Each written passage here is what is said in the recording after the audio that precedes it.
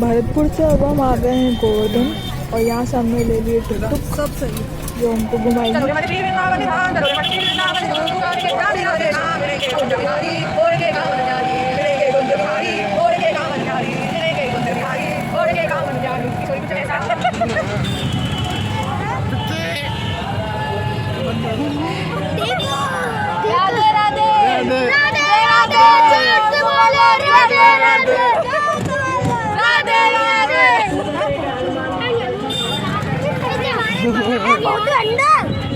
Photo रे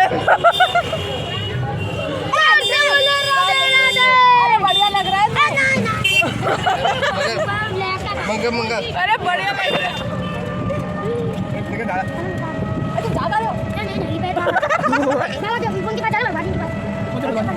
नहीं तो पॉकेट में रखता नहीं कर रहे हो।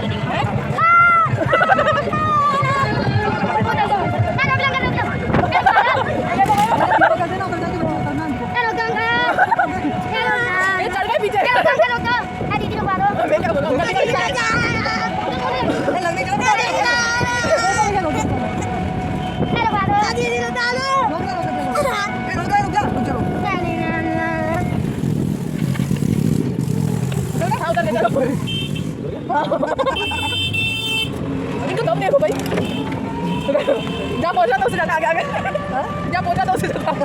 वैसे ये देखो ये परिक्रमा मार्ग है, इसकी हम परिक्रमा लगा रहे हैं, हम टुक टुक में लगा रहे हैं, रिक्शा में लगा रहे हैं और ये लोग पैदल लगा रहे हैं। पैदल ही लगाई जाती है दूध की धारा के साथ, मतलब एक बंडी मिल जाएगी आपको, उसमें छेद होगा और आपको पर्वत है अंदर और ये उसकी बाउंड्री है, उसके चारों तरफ मतलब 21 किलोमीटर की ये बाउंड्री है, उसके चारों तरफ आपको घूमना है दूध की धारा लगाते हुए। और ये बीच बीच में मैं अपने आप को कैमरे के सामने लाने की बोलने की कोशिश करी पर ये नहीं हो रहा है मुझसे। और ये है राधा कुंड, यहाँ पे बहुत लोगों ने फल फ्रूट दान कर रखे थे और दीप दान, फल फ्रूट दान, जो भी आपको दान करना हो यहाँ पे कर रखे थे।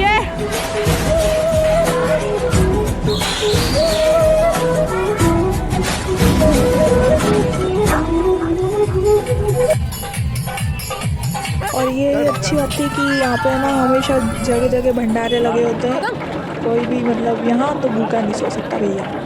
यहाँ परिक्रमा भी नंगे पाँव लगाई जाती है, पर ये गंदी बात है कि बहुत सारे लोगों ने यहाँ पे भी थूक रखी है जगह जगह, तो बहुत अच्छा नहीं लगता कि जे की भूमि पे सबने ऐसे थूक रखा है, पर क्या कर सकते हैं। तो हम अब चल रहे हैं दूसरी जगह, मतलब अभी परिक्रमा दे रहे हैं, उसमें बीच बीच में मंदिर आते रहेंगे।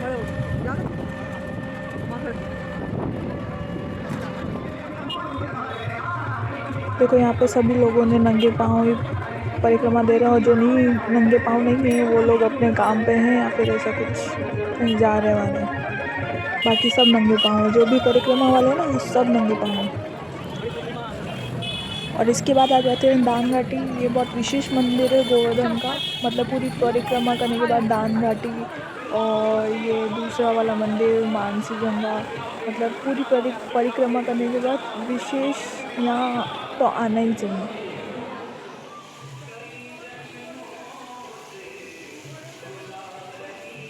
ये यहाँ पे ये मानसी गंगा से लोग हाथ अपने आप को पवित्र कर रहे हैं, हाथ पैर मुंह धो के, फिर ही जे के दर्शन करेंगे। बहुत अच्छा माहौल था यहाँ।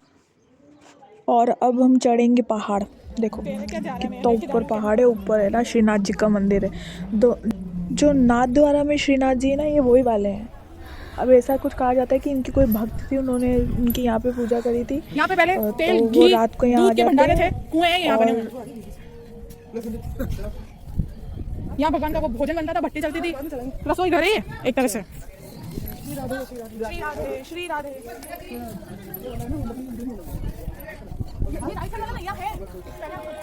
तो वहाँ के पंडित जी बता रहे थे कि वो लोग बिस्तर बिछा के चले जाते हैं और अगले दिन वो सब बिखरा हुआ सा उस पे सल वगैरह बिस्तर पे नज़र आते हैं, ऐसा वो पंडित जी बता रहे थे।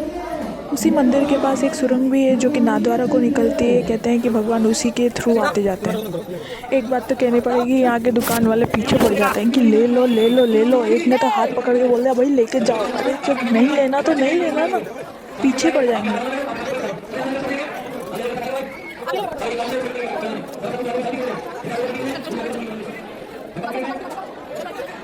और ये हम आ गए हैं गिरिराज जी महाराज। अब हम यहाँ पे दूध चढ़ाएंगे।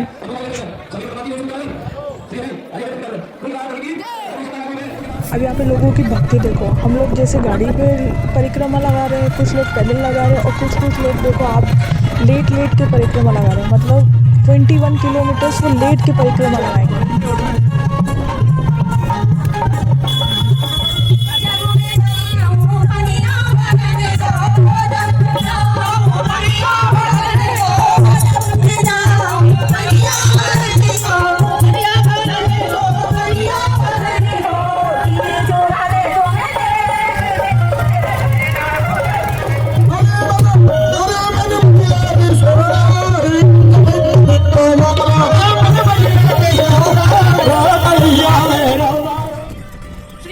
पोष मास चल रहा है और न्यू ईयर भी है, तो कल बहुत रश है यहाँ पे। और देख सकते हैं लोगों ने भंडारे लगाए।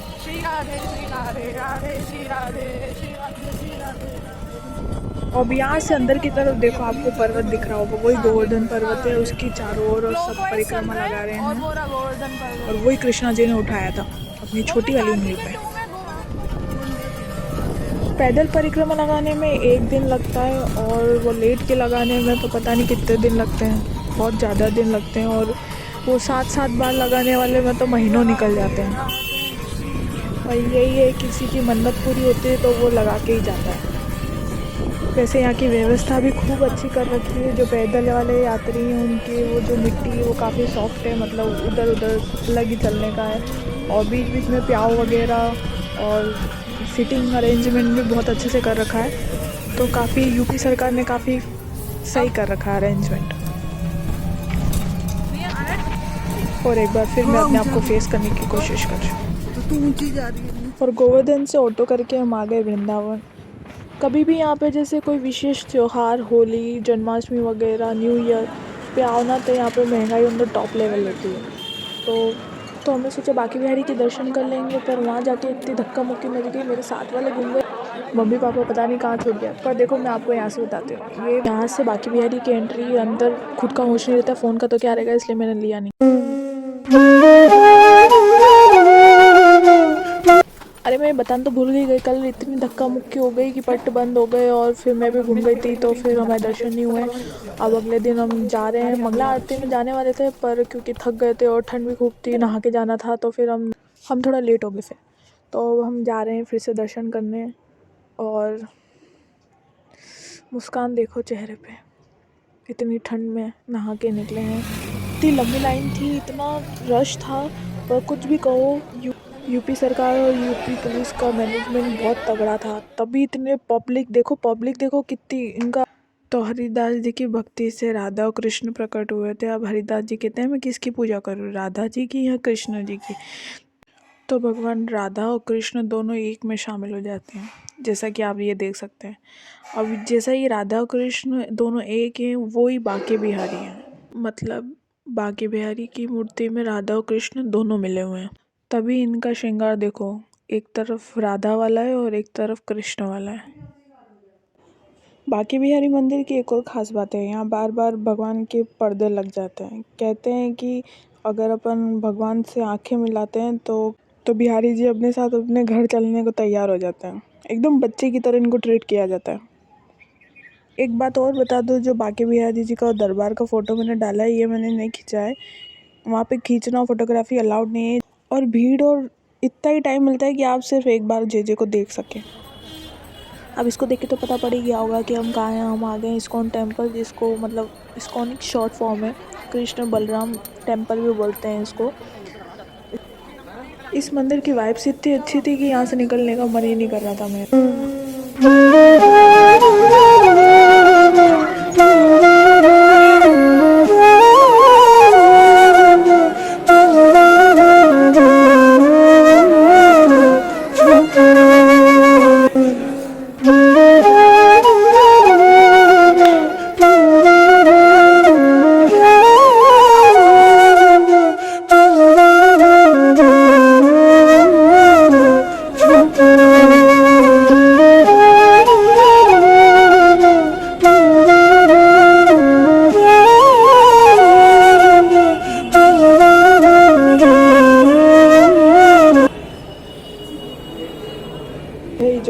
इसलिए ना इसमें हम लगे हुए थे। फिर बाद में पता चलता है कि 2 लोग वहीं खड़े थे और हमारे पीछे हम कम से कम 50 जनों ने लाइन बना ली थी।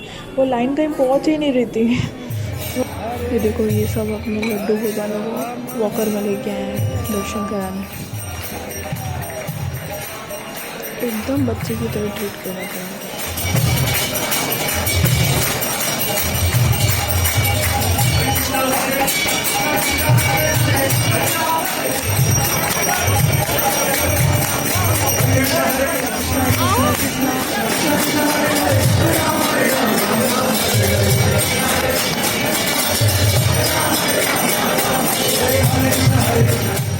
अब जैसे ये मंदिर उन्होंने खुद ने बनाया, इसलिए यहाँ की फोटोग्राफी अलाउड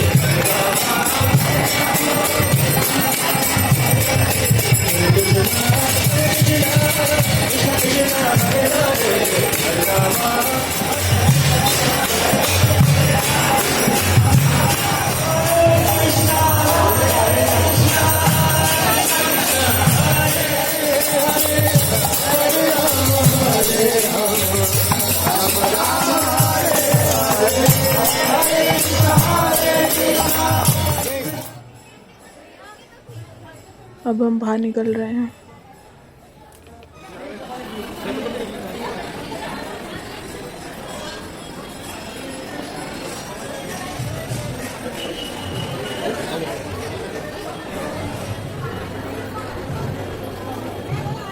ये प्रसाद की लाइन है, सबको प्रसाद फ्री है।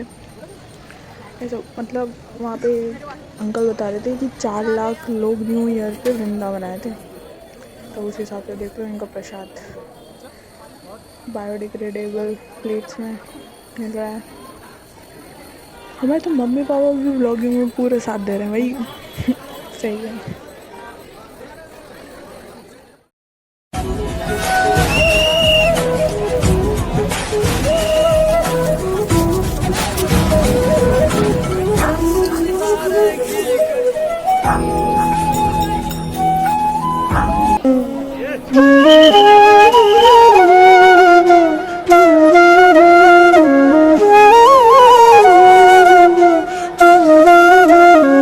अब हम अपने महंगे रूम को छोड़ के मथुरा जा रहे हैं। हमने थोड़ी देर खाना खा के रेस्ट कर लिया था, जिसकी वजह से अच्छा फील हो रहा था। अब हमने टुक ले लिए, ये हमको मथुरा छोड़ लिए, जो कि यहाँ से 21 किलोमीटर दूर है वृंदावन से। और ये हमको ले जाएगी कृष्ण जन्मभूमि पे। वहाँ पे भी फोटोग्राफी अलाउड नहीं होगी और वहाँ पे बहुत गंदी वाली सिक्योरिटी है। ये देखो ट्रैफिक बहुत हो रहा है।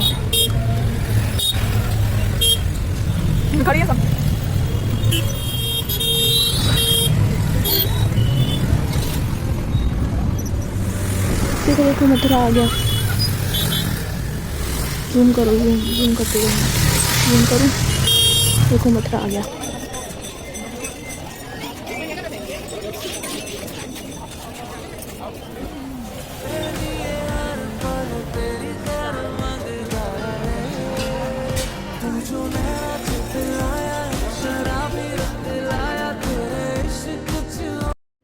कृष्ण जन्मभूमि पे बहुत कड़क सिक्योरिटी, वहाँ पे आपको कुछ नहीं ले जाने मिलेगा। अपना बैग वैग क्लचर वेचर सब निकाल देंगे। मतलब अंदर इन्होंने गर्भगृह बना रखा है, जेल टाइप, जहाँ कृष्णा जी पैदा हुए थे।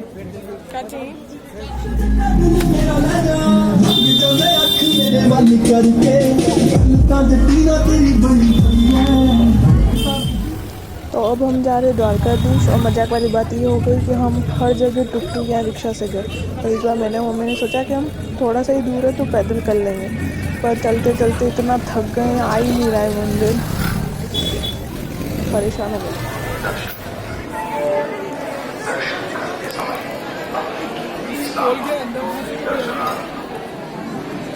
ये चांदी